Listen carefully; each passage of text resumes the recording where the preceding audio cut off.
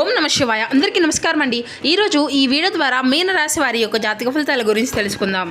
వీరి యొక్క జీవితానికి సంబంధించినటువంటి ప్రధానమైనటువంటి అంశాలు ఏమిటి, అదేవిధంగా ఆగస్టు 10వ తేదీ సోమవారం రోజున ఒక వ్యక్తి అయితే మీ జీవితంలో ఊహించినటువంటి ఒక రహస్యాన్ని అయితే బయట పెట్టబోతున్నారు. ఇంతకీ ఆ వ్యక్తి ఎవరు, ఆ యొక్క రహస్యం మీకు ఏ విధంగా తెలియబరచబోతున్నారు, అసలు ఆ వ్యక్తికి మీకు ఎటువంటి సంబంధము అనేది ఉంది, అలాగే రేపటి రోజున మీకు ఎటువంటి శుభవార్తలు అనేవి రాబోతున్నాయి, ఎటువంటి అశుభ వార్తలు అనేవి మీరు వినబోతున్నారు అనేటువంటి పూర్తి అంశాలన్నీ కూడా వివరంగా తెలుసుకుందామండి. అలాగే రేపటి రోజున మీ యొక్క ప్రతికూలమైనటువంటి సమయాన్ని అనుకూలంగా మార్చుకోవడానికి ఏ దేవతారాధన మీకు మేలు చేస్తుంది అనేది కూడా తెలుసుకుందామండి. అయితే ఇప్పుడే కొత్తగా మన ఛానల్ చూసినట్లయితే దయచేసి ఛానల్ అయితే సబ్స్క్రైబ్ చేసుకొని సపోర్ట్ చేయడం మాత్రం అసలు మర్చిపోకండి ఫ్రెండ్స్. ఇక ముఖ్యంగా వివరాల్లోకి వస్తే కనుక మీన రాశి అనేది రాశిలోని 12వ రాశి. పూర్వభద్ర నక్షత్రం 4వ పాదం, ఉత్తరభద్ర నక్షత్రం 1, 2, 3, 4 పాదాలు, రేవతి నక్షత్రం 1, 2, 3, 4 పాదాల్లో జన్మించిన వ్యక్తులు ఈ యొక్క మీనరాశి పరిధిలోకి వస్తారు. ఈ యొక్క మీనరాశి అధిపతి గురువు. ఇక ముందుగా వీరి యొక్క వ్యక్తిత్వాన్ని కనుక మనం గమనించినట్లయితే ఈ యొక్క రాశి వారు చాలా ఉన్నతమైనటువంటి గౌరవమైనటువంటి స్థానంలో ఉంటారండి. ఎప్పుడు కూడాను వీరి యొక్క ఆలోచనలకు అసలు ఎవరికి కూడాను అంతు పట్టనటువంటి ఎత్తులో ఉంటారన్నమాట.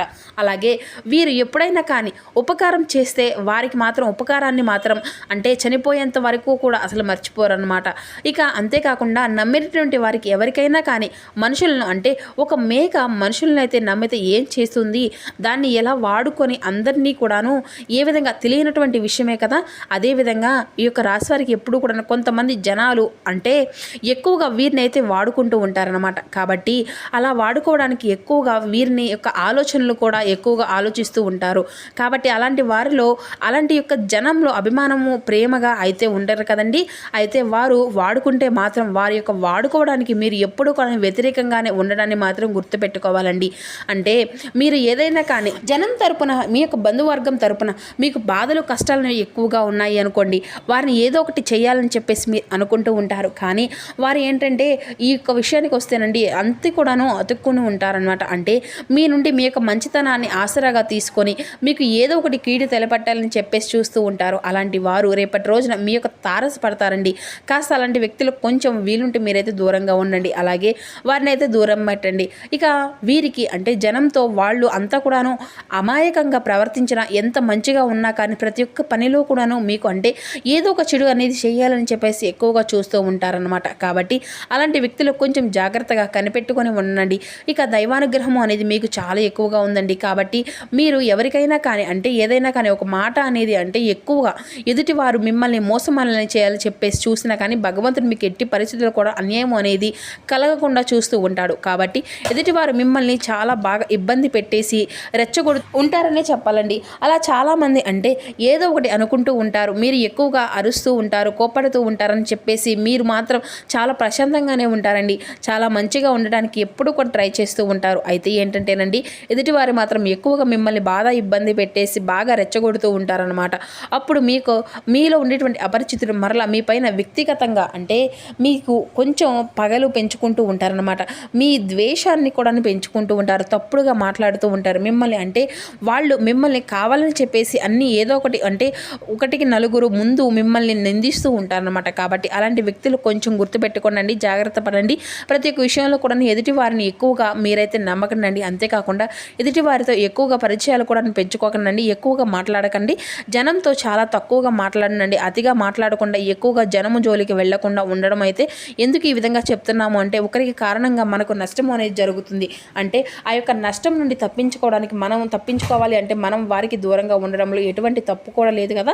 కాబట్టి ఎంత మంచిగా ఉన్నా కానీ మనల్ని వాడుకోవాలని చెప్పేసి చూస్తూ ఉన్నటువంటి వారు మనం ఎందుకండి మంచిగా ఉండాలి కదా. కాబట్టి ఎంత మంచిగా ఉన్నా కూడాను మనల్ని రెచ్చగొట్టాలని చెప్పేసి చూస్తున్నప్పుడు జనం అంటే మనల్ని జనంలో తప్పుడు వ్యక్తులుగా నిరూపించాలని చెప్పేసి చూస్తున్నప్పుడు వారు ఏదో ఒక తప్పుని వెతుకుతూ ఉన్నప్పుడు అటువంటి జనాలకు మనం దూరంగా ఉండి మన యొక్క పని మనం చూసుకొని మనంగా అంటే మనల్ని మనం ప్రేమించుకొని మనల్ని మనం గౌరవించుకుంటే మన యొక్క పనులు మనం సక్సెస్గా అవుతాం అన్నమాట. అలాగే మన యొక్క పనులు కూడా ఏవి కూడా పెండింగ్లో పడకుండా ఉంటాయి. చక్కగా సహకాలంలో ఎటువంటి టెన్షన్ అనేది లేకుండా చాలా ప్రశాంతంగా ప్రశాంతంగా మన యొక్క పనులు అనేవి మనం ముగించుకోవచ్చు. ఎప్పుడు ఏ విధంగా అంటే జనంలో ఎదుటివారితో ఎక్కువగా కూడాను మనం అంటే దూరంగా ఉండేటువంటి ప్రయత్నం ఎక్కువగా చూసినట్లయితే మీకు ఈ యొక్క సంఘంలో గౌరవం అనేది కూడా పెరుగుతుందనమాట. ఇక ఇప్పుడు అంటే ఒక మనిషిని గౌరవించారు అనుకోండి, ఆ యొక్క మనిషి వేరే వారితో చాలా ఈజీగా కలిసిపోతూ చాలా ఈజీగా మాట్లాడుతూ అలా ఉన్నారనుకోండి, ఆ యొక్క మనిషిని అంతగా ఎవరు కూడా గౌరవించారు. అదే కొంచెం దూరంగా ఉండడము, కొంచెం తక్కువగా మాట్లాడడము, ఒక మనిషిని అంటే పలికితేనే పలకడం అన్నట్లుగా ఉంటే ఆ యొక్క మనిషికి గౌరవం అనేది కూడా చాలా ఎక్కువగానే పెరుగుతుంది. అలా మీకు కూడా మీకు గౌరవాన్ని పెంచుకోవడానికి తప్పకుండా ప్రయత్నించండి అనేటువంటి ఉద్దేశంతో ఈ విధంగా చెప్తున్నాము. ఇక మీరు అలా చేయడం వల్ల ఏమవుతుంది అంటే మీకు జీవితంలో ఉండే సమస్యలన్నీ కూడా పూర్తిగా తొలగిపోతాయని కూడా చెప్పుకోవాలి. ఇక రేపటి రోజున ఈ యొక్క విషయానికి వస్తేనండి, రేపటి రోజున మీరు చాలా బిజీగా ఉంటారండి. మీరు తినడానికి కూడా టైం అనేది ఉండదు. ఉదయాన్నే ఫాస్ట్గా టిఫిన్ చేయడము, అలాగే మీ యొక్క పనులన్నిటి కూడా మీరే చేసుకొని వెంటనే వెళ్ళిపోవడం, మరలా భోజనం టైంకి అందరూ కూడాను అదరాబెదరాగా అన్నట్లు ఏదో ఒక సమయానికి వచ్చేసి భోజనం చేయడం, మరలా ఆ సాయంత్రానికి వెళ్ళిపోవడం, ఇది అంతా కూడా మరలా మీకు అంతా కూడాను హరిబరిగా మరలా మీ ముద్ద అనేది తినేయడం పడుకోవడం ఈ విధంగా కూడా జరిగిపోతుంది అనమాట. అయితే రేపటి రోజున మీకు ఆ యొక్క రహస్యము అనేది కొంతమంది వ్యక్తుల ద్వారా నిజాలు అవి తెలుసుకొని షాక్ అవుతారండి.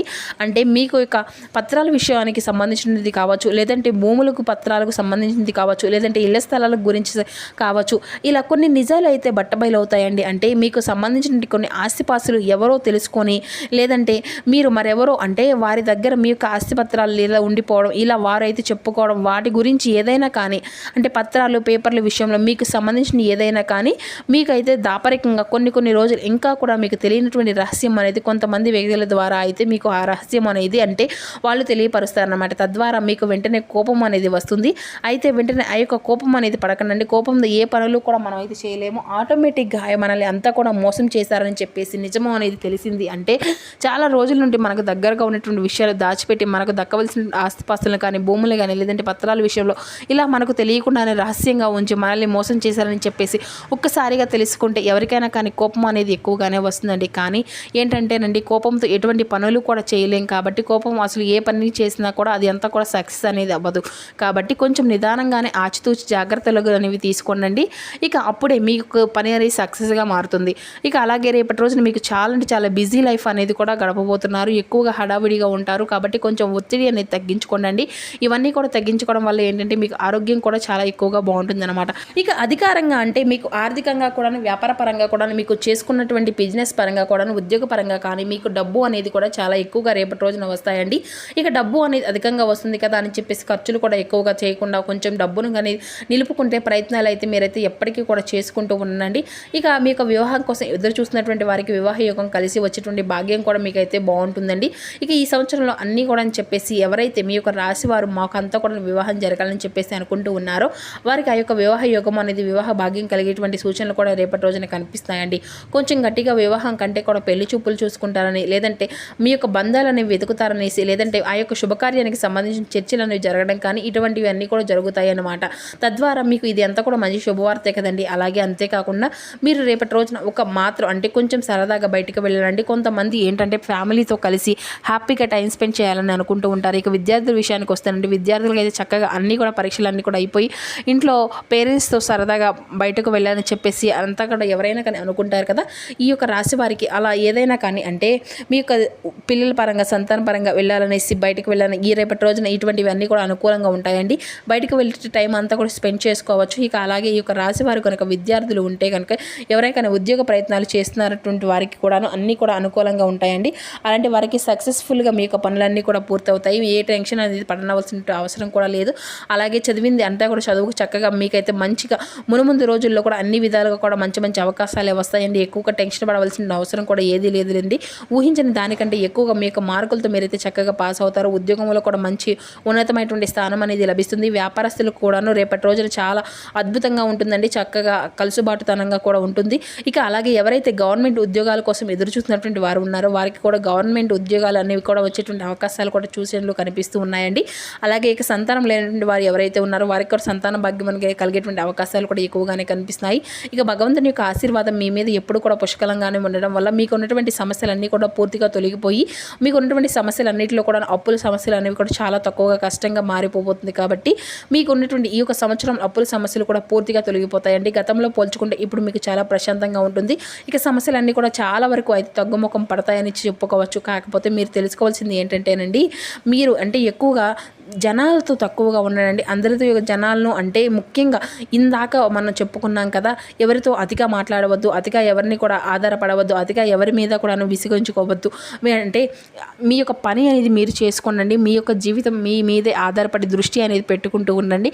మీ యొక్క పనులు శ్రద్ధ అనేది పెట్టండి. అప్పుడే మీ యొక్క లైఫ్లో మంచిగా సక్సెస్ అనేది అవుతారనమాట. ఇక అంతా కూడా మీరు వినబోయేటువంటి శుభవార్తలు ఏమిటో తెలుసుకున్నారు కదా. ఇక మీరైతే ఏదైనా కానీ చిన్నపాటి అనారోగ్య సమస్యలు కనుక మిమ్మల్ని బాధిస్తూ ఉంటే అవి కూడా రేపటి రోజున మిమ్మల్ని కొంచెం ఎక్కువగా బాధ పెడతాయని కూడా చెప్పుకోవచ్చండి. అయితే మీరు మీ యొక్క ప్రతికూలమైనటువంటి సమయాన్ని అనుకూలంగా మార్చుకోవడానికి శివారాధన అనేది చేసుకోండి.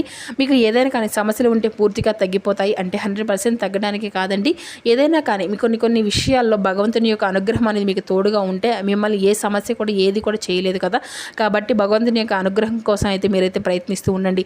మీకు ఏదైనా కానీ అనుకూలంగా చేయడానికైతే భగవంతుడు కూడా ఎప్పుడు కూడా ప్రయత్నిస్తూ ఉంటాడు. అంతా కూడా శుభమే జరుగుతుంది.